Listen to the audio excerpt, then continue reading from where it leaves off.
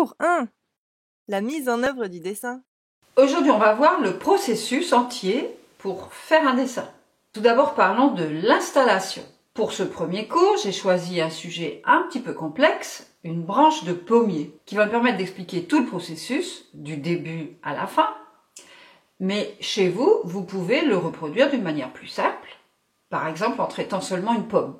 C'est important de ne pas brûler les étapes et d'avancer à son propre rythme, de commencer à son propre niveau, pour pouvoir progresser efficacement sans se décourager. C'est mieux de ne pas attaquer le portrait si on n'en connaît pas les bases. Donc pour commencer, on va prendre une pomme avec quelques feuilles. La nature morte, c'est le meilleur des sujets d'étude si on veut acquérir des bases et faire des expérimentations. Elle permet de faire de multiples essais, de couleurs, de matériaux, de médiums, de supports. Et de plus, on y prend très vite un grand plaisir parce que c'est très intéressant à faire. On n'est pas non plus obligé de choisir des thèmes ennuyeux.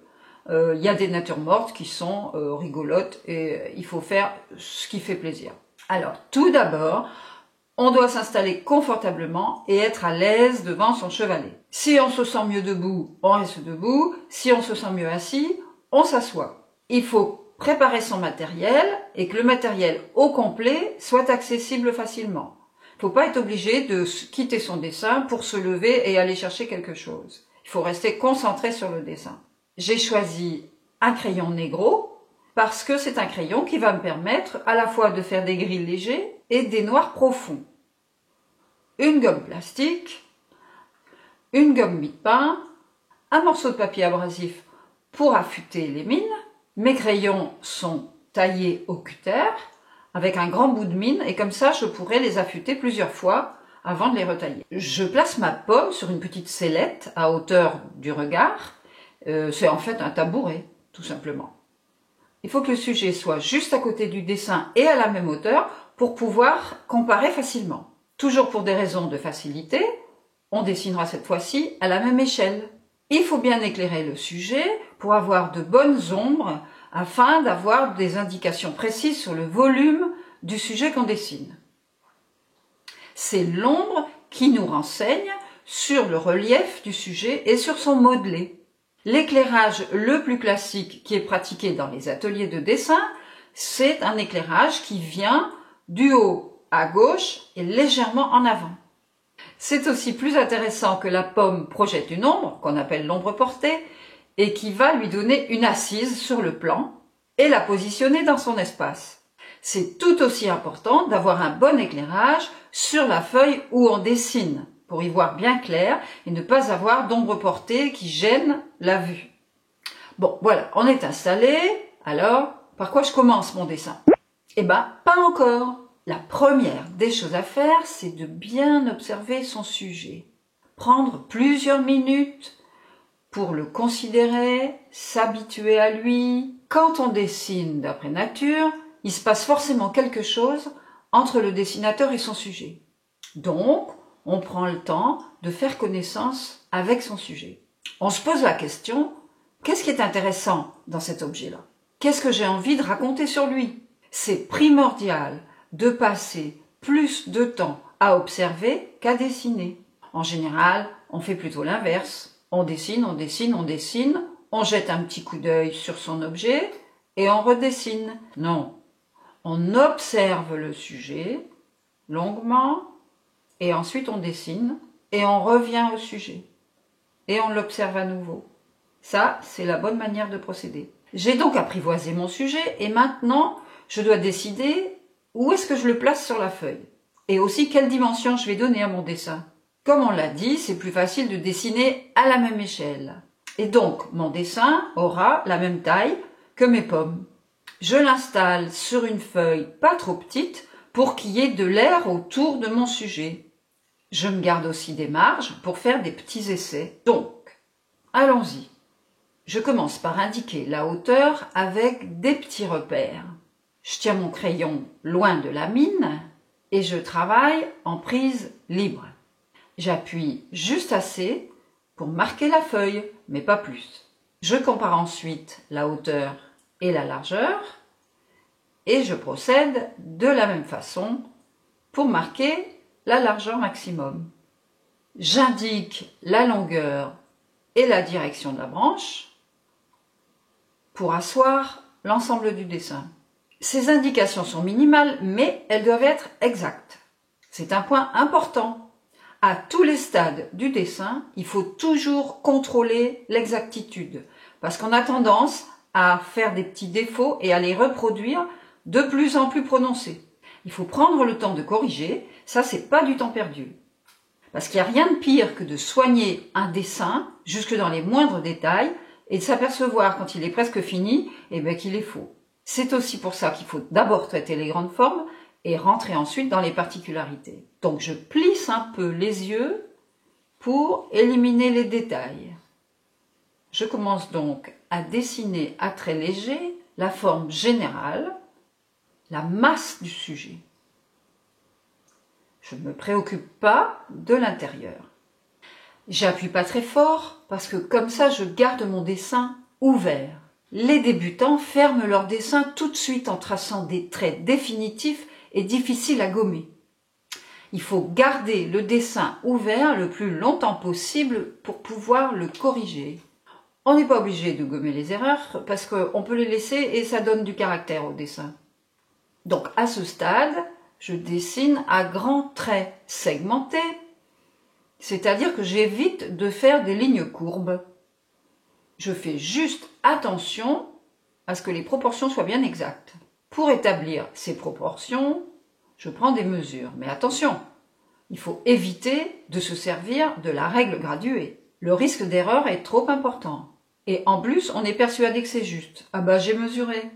Non, non, non. La plupart du temps, il y a 1 ou 2 mm d'erreur. Sur un portrait, par exemple, ça pardonne pas. Donc, on exerce son œil. Parce que l'œil, ça peut devenir, et ça doit devenir pour un dessinateur, un outil extrêmement performant et précis. Je prends constamment des points de repère les uns par rapport aux autres. Je trace des verticales et des horizontales imaginaires. Je mesure l'angle de certaines obliques. Je compare les longueurs de différents segments. Il faut se concentrer sur les formes et oublier ce qu'elles représentent. C'est pas une feuille. C'est un ensemble d'angles et de courbes. Je repère aussi les espaces négatifs. Les espaces négatifs sont les formes qui se trouvent à l'extérieur du sujet. Et ça me permet de bien vérifier les formes positives qui sont le sujet lui-même. L'essentiel pour l'instant, c'est que tout soit parfaitement exact. Et voilà, la mise en place est terminée. Le contour. Je repasse soigneusement ma forme générale pour affirmer mon dessin. Comme je l'ai dit, on n'est pas obligé de gommer les essais préalables. Ça peut être un style. Je travaille dans une écriture précise en tenant mon crayon près de la mine. Alors c'est là que je commence à avoir des choix stylistiques à faire. Je peux repasser tout le contour avec un trait ferme. Ça va me donner une belle enveloppe et ça apporte de l'élégance au dessin. Mais je peux aussi décider d'animer mon contour en l'allégeant dans les parties à la lumière et en l'épaississant dans les parties à l'ombre. À chaque fois, je peux gommer les reprises ou bien les laisser pour avoir un aspect un peu plus spontané. Il est très important de monter en même temps toutes les parties du dessin. Ça aide à rester en harmonie et à ne pas perdre l'idée générale. Certaines personnes commencent à faire une partie du dessin à fond et puis passent à la suivante. C'est une façon de faire qui demande de savoir exactement où on va. Ça suggère beaucoup d'expérience et je ne le recommanderais pas pour les débutants. Les formes secondaires. Quand le contour est établi et que je sais qu'il est juste, je m'appuie dessus pour passer à l'étape suivante. Je m'occupe alors des formes secondaires à l'intérieur du contour en procédant comme précédemment du général au particulier. Puis, je rentre dans les détails. Je finis mon esquisse avec un dessin linéaire où toutes les formes sont présentes en 2 dimensions. Il n'y a pas d'indication de relief. Mon dessin est juste mais plat. Et maintenant, je veux rendre le modelé, le relief de ces pommes. Ça, c'est le domaine des ombres. Je commence donc, en plissant les yeux, à séparer la partie claire de la partie sombre. Et je la reporte sur le dessin avec un trait très léger qui devra disparaître. J'apporte beaucoup de soin à séparer les masses en simplifiant les formes. C'est ça qui va renseigner le relief de l'objet. C'est une étape qui est très importante. Ensuite, je commence à ombrer. Et là, il y a de nombreuses manières de traiter les ombres. C'est ça qui va donner la personnalité au dessin. Pour l'instant, je reste classique en montant mes ombres avec des séries de hachures et de contre-hachures. Ce qui est important, c'est d'établir des dégradés parce que l'ombre n'a pas la même densité partout. L'ombre la plus foncée se trouve sous la pomme. C'est l'ombre portée à la jonction du sujet et de son support. Le bord de la pomme à cet endroit-là est un petit peu plus clair parce qu'il reçoit la lumière du plan sur lequel il se trouve. C'est ce qu'on appelle le reflet. Mais attention, il est un peu plus clair, mais pas trop. Alors la partie essentielle de ce travail des ombres se situe dans les demi-tons, c'est-à-dire la zone située entre l'ombre et la lumière. On ne passe jamais directement de l'ombre à la lumière sans passer par les demi-tons.